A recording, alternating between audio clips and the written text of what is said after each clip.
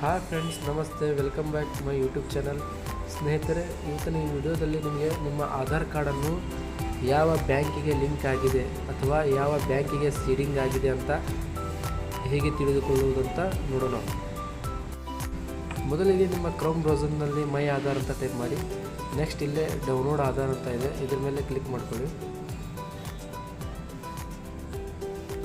Next ಇಲ್ಲಿ ನಿಮ್ಮ ಆಧಾರ್ ಕಾರ್ಡನ್ನು ನಂಬರನ್ನು ಹಾಕಿ ಸ್ನೇಹಿತರೆ. ಇಲ್ಲಿ ಕೆಳಗಡೆ ಕ್ಯಾಪ್ಚಾ ಕೋಡ್ ಕೇಳುತ್ತೆ, ಕ್ಯಾಪ್ಚಾ ಕೋಡನ್ನು ಹಾಕಿ ಲಾಗಿನ್ OTP ಅಂತ ಇದೆ, ಇದನ್ನು ಕ್ಲಿಕ್ ಮಾಡಿದ್ರೆ ನಿಮ್ಮ ಮೊಬೈಲ್ಗೆ ಒಂದು OTP ಬರುತ್ತೆ. ಆಧಾರ್ ಕಾರ್ಡ್ಗೆ ಯಾವ ಮೊಬೈಲ್ ನಂಬರ್ ಲಿಂಕ್ ಇರುತ್ತಲ್ಲ ಅದೇ ನಂಬರ್ಗೆ ಒಂದು OTP ಬರುತ್ತೆ. ನೆಕ್ಸ್ಟ್ ಸ್ನೇಹಿತರೆ, ಈ ಥರ ಒಂದು ಪೇಜ್ ಓಪನ್ ಆಗುತ್ತೆ. ಇದರಲ್ಲಿ ಬ್ಯಾಂಕ್ ಸೀಡಿಂಗ್ ಸ್ಟೇಟಸ್ ಅಂತ ಇದೆ, ಇದ್ರ ಮೇಲೆ ಕ್ಲಿಕ್ ಮಾಡ್ಕೊಳ್ಳಿ. ಈ ಥರ ತೋರಿಸುತ್ತೆ ಸ್ನೇಹಿತರೆ. ನಿಮ್ಮ ಆಧಾರ್ ಕಾರ್ಡ್ ಬ್ಯಾಂಕಿಗೆ ಲಿಂಕ್ ಇದ್ದರೆ ಈ ಥರ ಬ್ಯಾಂಕ್ ಹೆಸರು, ನೆಕ್ಸ್ಟ್ ಆ್ಯಕ್ಟಿವ್ ಇದೆ ಅಥವಾ ಇನ್ಆ್ಯಕ್ಟಿವ್ ಇದೆ ಮತ್ತು ಡೇಟು ತೋರಿಸುತ್ತೆ ಸ್ನೇಹಿತರೆ, ಯಾವ ಡೇಟ್ಗೆ ನಿಮ್ಮ ಆಧಾರ್ ಸೀಡಿಂಗ್ ಆಗಿದೆ ಅಂತ.